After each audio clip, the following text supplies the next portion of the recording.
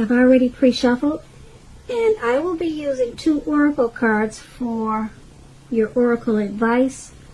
They're the 2 cards that are to the very far left side of the screen. Then I'll go through the past, present, challenge, and outcome. So, Sagittarius. We have, I let go of the shadow of the past by seeing someone for the first time with the eyes of love. And then we have presence. On the flip side of the presence card, it says bring your mind into the present moment. Now is truly the only place to be. So, what these 2 cards are basically saying is that when you let go of the past, or there could have been a situation or a person that you finally let go of, and it was a great experience to release this person, because the first time, it was the very first time that you could actually not despise that person or resent that person, but for the first time you could actually see this person with the eyes of love, instead of hating them for any mistakes they made. And who knows what happened? Maybe you got forgiveness, or maybe they forgave you, but it was a relief to finally let go and feel love for whatever person that you were dealing with. And being that presence is your other oracle advice, this experience, it brought your mind into the present moment, and you realize that now is really truly the only place to be, and it was the best place for you to be, and you knew that letting go of a situation was the thing to do. So that is your oracle advice. So let's move on over and take a look at the recent past. Now we have the High Priestess, and then we have the 3 of Cups. So with the High Priestess, it's a very spiritual card. It could have some sexual overtones. It can mean that you're in a phase where you could have been, in the recent past, you could have been more physically attractive to others. Now this card is tied to the moon, to femininity, to inspiration. This would have been a time to rely on your intuition and your inner knowledge rather than your conscious mind or intellect. It would have been also important for you to pay attention to your dreams at that time. So keeping a dream diary or a journal would have been a good idea. Now, when you're asking questions about love and relationships and you get the High Priestess, it's a magical, mystical time for love, for anyone interested. If you're a woman, you could find people literally throwing themselves at you. The problem is that you'll attract both the good, the bad, and what do they say? The good, the bad, and the ugly. So it's not going to be, well, since we're talking about the past, it wouldn't have been easy to tell which is which. Also, you probably had the power of femininity at your disposal at that time, and at first glance, it probably seemed great. So this High Priestess is paired with the 3 of Cups. Now this 3 of Cups, it's considered to be a card about reunions. But this is not always a romantic union. Not always, but it could be. It's a reunion in its broadest sense about running into someone or something that you've been away from for a long time. It's considered to be a happy reunion and very upbeat. It can also mean celebration, your own or someone that you care about, such as a celebration around a new baby, wedding, or any happy occasion. Now, when the Three of Cups talks about love and relationships, this card, it can mean a reunion with a long-lost love. It does not always indicate that. So, to decide whether it fits that interpretation, well, you have to see what the rest of the reading is, and then you can determine that.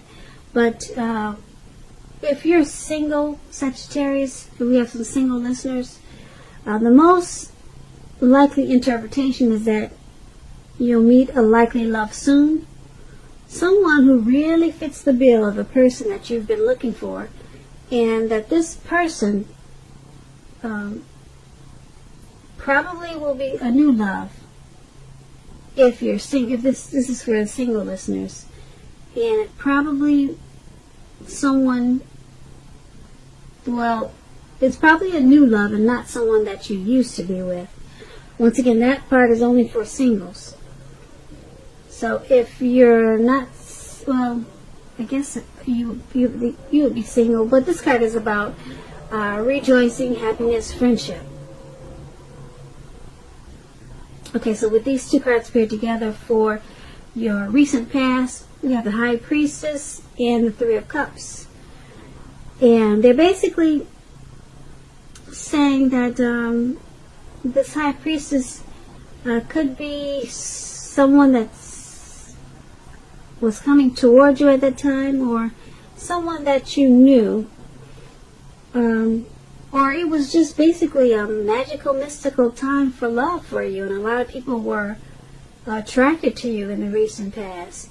And with that came along probably more than one reunion, a lot of get-togethers, and a lot of celebrating. People were drawn to you, they were attracted to you, and you were probably invited to a lot of different events and occasions, happenings, and a lot of affairs of different types. So it was a time of rejoice, happiness, and friendship in the recent past.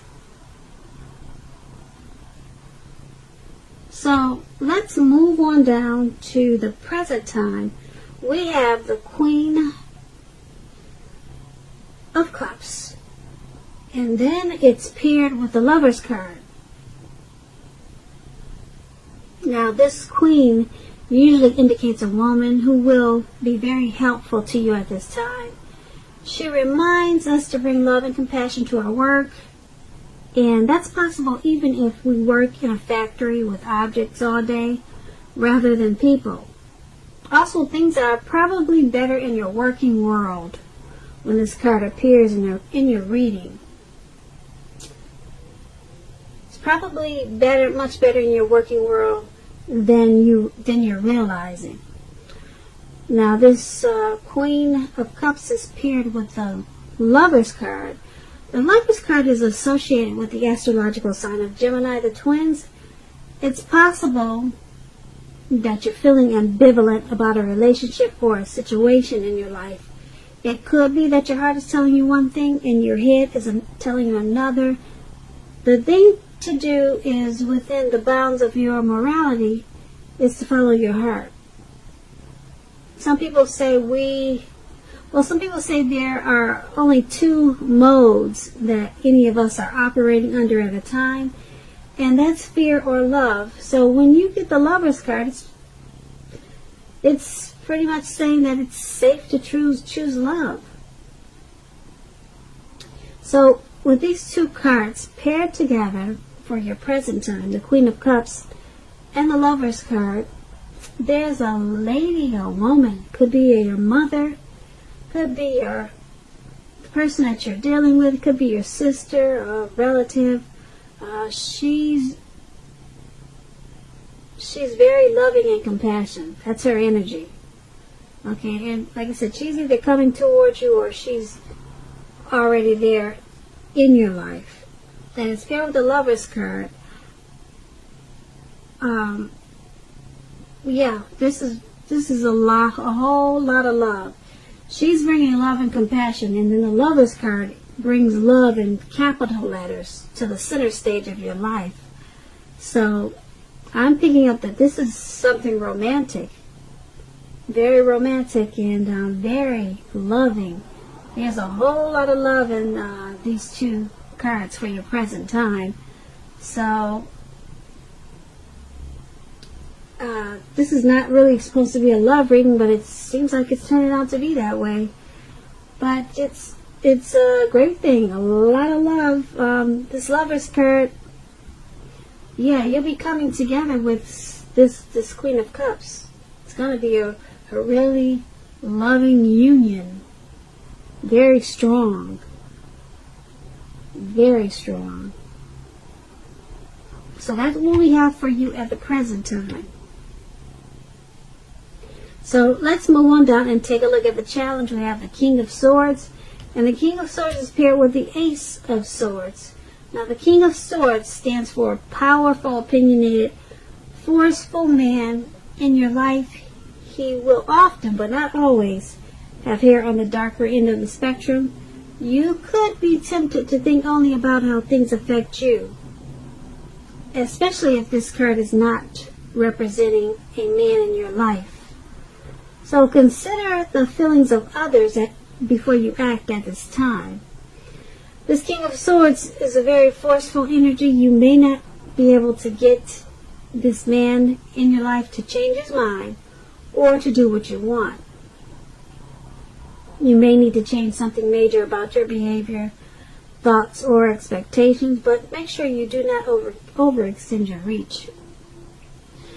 The King of Swords is paired with the Ace of Swords. Now, the Ace of Swords is a indicator of new beginnings of some sort in your life, possibly on several fronts. Sometimes this new beginning, it can be started by a separation of some kind from a relationship or from a job situation. Just know that as anxiety producing as such a new beginning can sometimes be, that underneath it all is good beneficial energy that's getting you to where you want to go.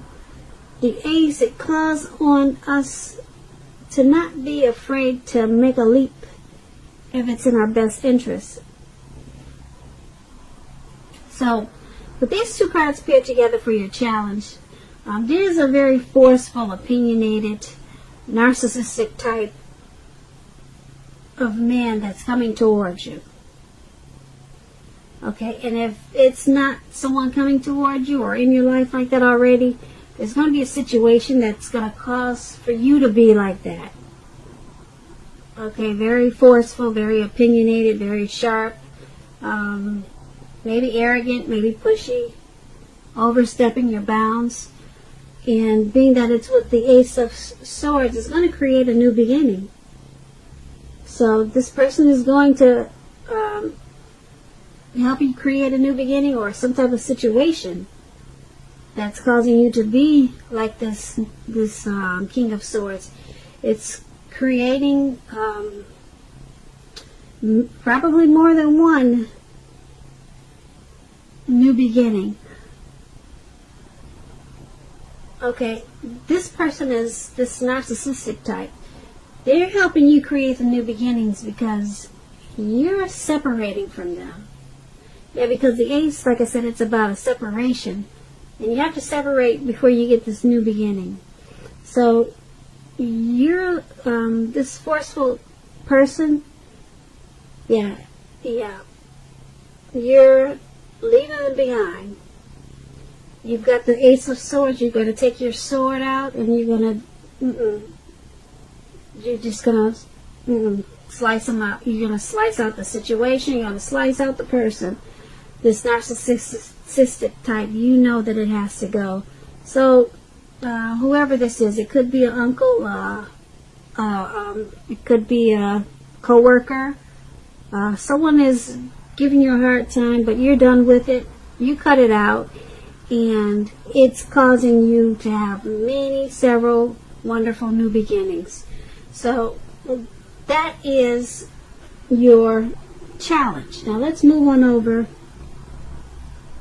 Take a look at the outcome. we have the Devil card, and then we have the Fool card. So the Devil card is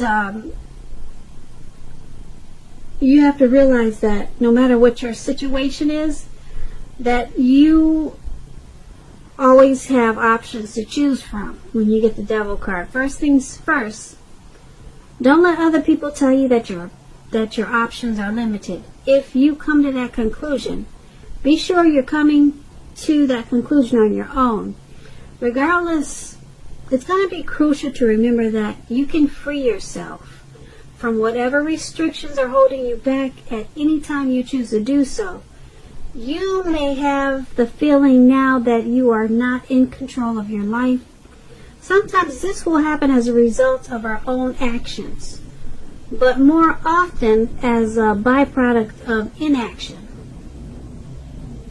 So make sure to take action, whatever steps you can, to give yourself the feeling of, however slight, of being in control, even if it's merely taking a choice on what you're going to have for dinner.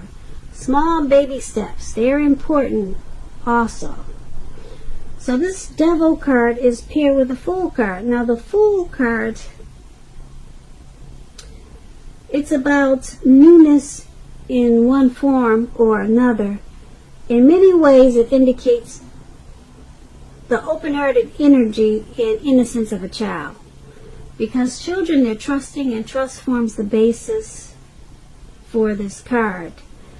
This is generally a positive card in the tarot. It's positive. It's about taking a leap. So it's positive. It's an important time to be sure that you're looking where you're going also. Because if you're trusting yourself to take a step into the unknown, that's one thing. But if you do so without any thought whatsoever, it could be a big mistake. Just like you see in the picture there, he's taking a leap without any thought whatsoever, and he's about to walk off into the, who knows, Atlantic Ocean. So yeah, you got a childlike energy and you're ready to take a leap, but try to pay attention to what you're leaping into. Now, for your outcome, this Devil card and the Fool card paired together, it's basically letting you know that you've got some obsessions, some type of a devil energy, addictions, sexual lust, greed, envy, devil energy. You know what that is.